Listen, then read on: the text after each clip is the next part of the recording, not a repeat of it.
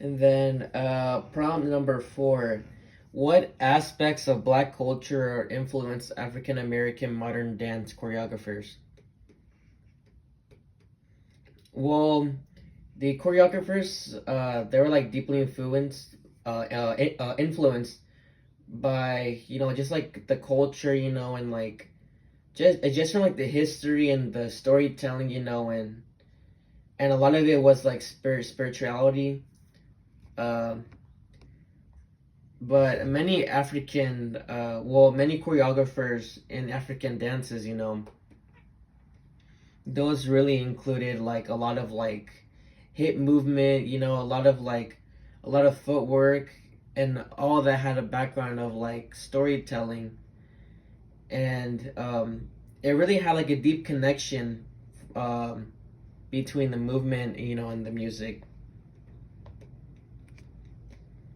And then another one would be like black churches had influenced choreographers like Alvin Ali. And the masterpiece that he did was Revelations in 1960. And it was like the emotional depth of black religious, experiences. And later on, there was like jazz and blues music, and like those two brothers who were like tap dancing, they were really popular, and they were like the best like tap dancers, like no one could match their movement in anything either. And just overall, just like the traditional, and like the storytelling, like how Dunham said, like she like left behind a legacy, and there's just a bunch of like storytelling, and like cultural memory kind of, and and then a little background about Pearl Primus too was that like she kind of created works addressing like racism and like segregation, and that pretty much that like dance was like kind of like for change and everything. But of course, later on in the years, we had hip hop and more like street kind of stuff, like street culture, and they kind of drew from hip hop and breakdancing, and they kind of like wanted to expand modern dance, And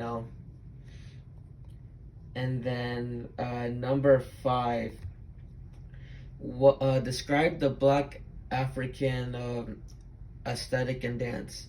Where do you see the black aesthetic and African influences in modern dance or other dance forms today? Hmm. Well, what I would say is that the movement, is really kind of like driven by, it's kind of like complicated, like complex movements, and like different types of the body, like from the ankles all the way to the knees, all the way to the hips, to the chest, and then even to like the neck. Like they will like move their neck and like walk at the same time. That's really hard. But it would also like emphasize like lunges, and like bent knees, and just kind of like movements with the legs in general, and like the dancers, like they would have like rhythmic exchanges, with like musicians and stuff, and then to mention again that there was a lot of isolation in different body parts. Like each body part had like a mind of its own and stuff, and they would really try to like make each little detail count.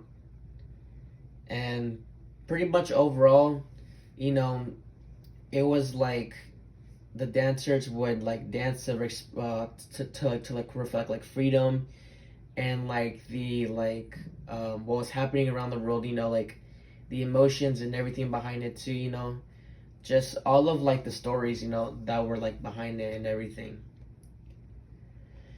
But and then please share any additional thoughts in response to watching the three segments. Number six. Um you know, people like Alvin and Dunham and Primus, you know, they really infused a lot of like African movements. Um, and you know, they really just had prime examples, you know, like from hip hop and street, you know, to like jazz and tap dance, you know, from the brothers. Um, it had overall, you know, just like came together, you know, but you know, it continues to shape dance overall, like in the whole world, and you know, like keeping the culture alive, and you know, through the innovation. And there's people, you know, like artists, you know, who are trying to, you know, develop more, but that's over the years to come. And it will, you know, like evolve more. And then that's it, yeah.